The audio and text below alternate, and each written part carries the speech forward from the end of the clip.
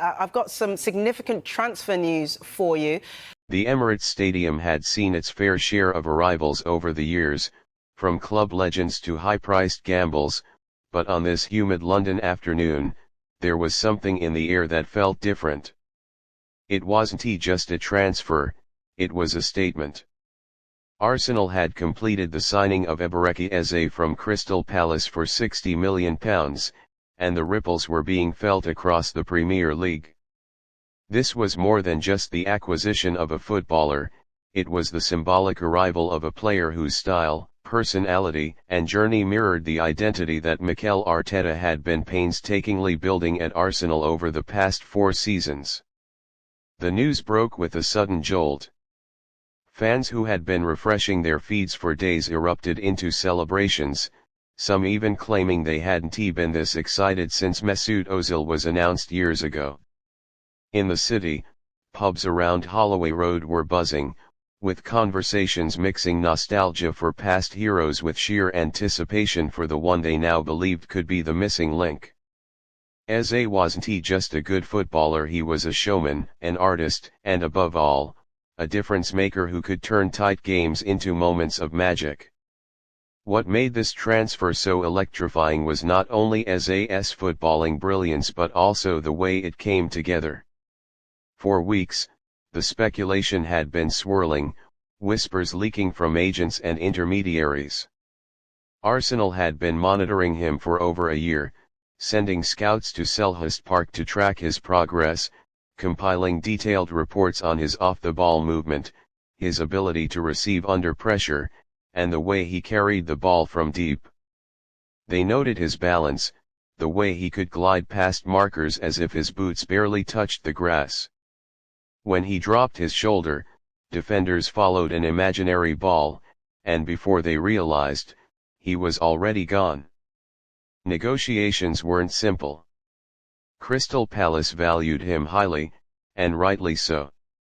Eze was their crown jewel, a player capable of turning any match on its head.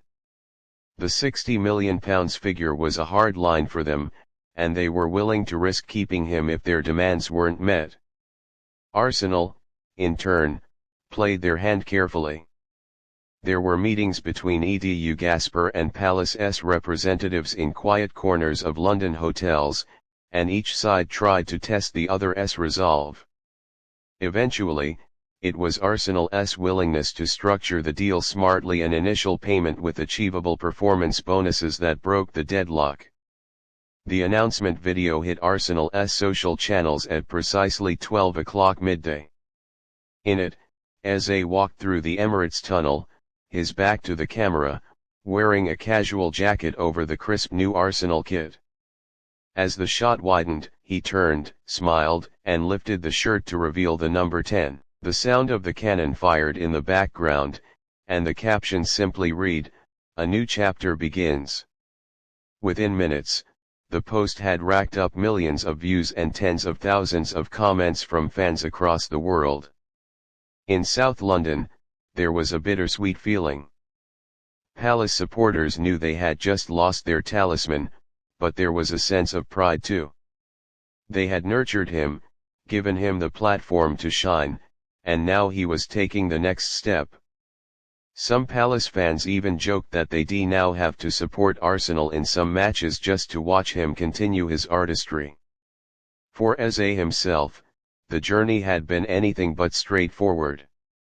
Born to Nigerian parents in Greenwich, his early career saw him rejected by several academies. Arsenal themselves had once let him go as a teenager, an experience he later admitted brought him to tears. But the rejection didn't end him, it hardened him. He worked through the youth setups at QPR, making a name for himself in the championship with his flair, vision, and a knack for spectacular goals. Crystal Palace took a chance on him in 2020, and from there, his rise was meteoric. At Palace, he developed into one of the most complete attacking midfielders in England. His ability to dribble at pace, thread passes through impossible gaps, and score from distance made him a constant threat. Last season alone, he registered 14 goals and 11 assists across all competitions, numbers made even more impressive considering he was often the target of heavy defensive marking. It was during the FA Cup final, though, that he truly announced himself to the wider footballing world, scoring a stunning solo goal that sealed Palace's first major trophy in decades. That moment cemented his reputation as a big game player, someone who thrived under pressure. When he first walked into London Colney for his medical, Eze's smile told the story. He wasn't just